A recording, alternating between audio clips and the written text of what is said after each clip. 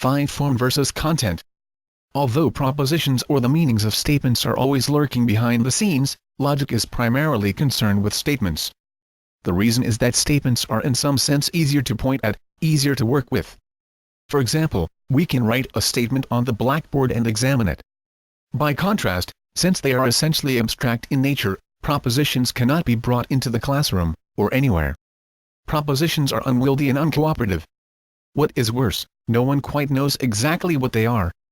There is another important reason for concentrating on statements rather than propositions. Logic analyzes and classifies arguments according to their form, as opposed to their content. This distinction will be explained later. Whereas the form of a statement is fairly easily understood, the form of a proposition is not so easily understood. Whereas it is easy to say what a statement consists of, it is not so easy to say what a proposition consists of. A statement consists of words arranged in a particular order. Thus, the form of a statement may be analyzed in terms of the arrangement of its constituent words.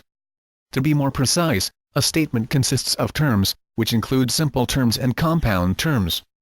A simple term is just a single word together with a specific grammatical role being a noun, or being a verb, etc.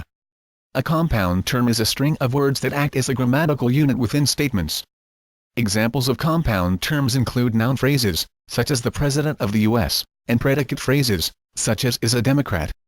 For the purposes of logic, terms divide into two important categories: descriptive terms and logical terms. One must carefully note, however, that this distinction is not absolute.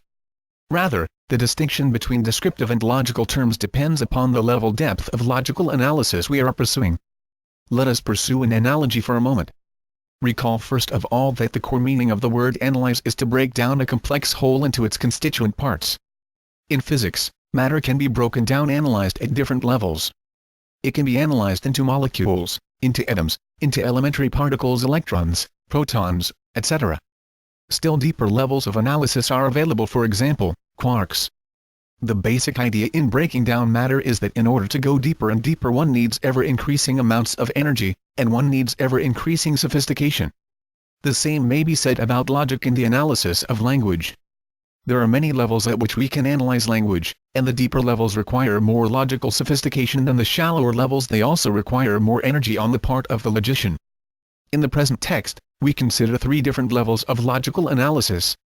Each of these levels is given a name: syllogistic logic, sentential logic, and predicate logic. Whereas syllogistic logic and sentential logic represent relatively superficial, shallow levels of logical analysis, predicate logic represents a relatively deep level of analysis. Deeper levels of analysis are available.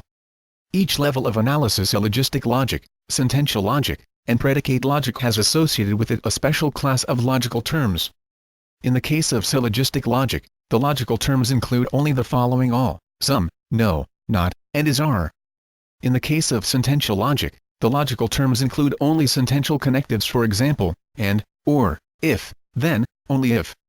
In the case of predicate logic, the logical terms include the logical terms of both syllogistic logic and sentential logic.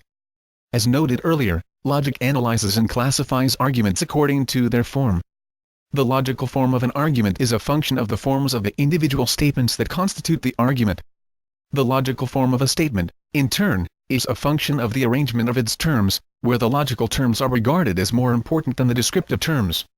Whereas the logical terms have to do with the form of a statement, the descriptive terms have to do with its content. Note, however, that since the distinction between logical terms and descriptive terms is relative to the particular level of analysis we are pursuing, the notion of logical form is likewise relative in this way. In particular, for each of the different logics listed above, there is a corresponding notion of logical form. The distinction between form and content is difficult to understand in the abstract. It is best to consider some actual examples. In a later section, we examine this distinction in the context of syllogistic logic. As soon as we can get a clear idea about form and content, then we can discuss how to classify arguments into those that are deductively correct and those that are not deductively correct.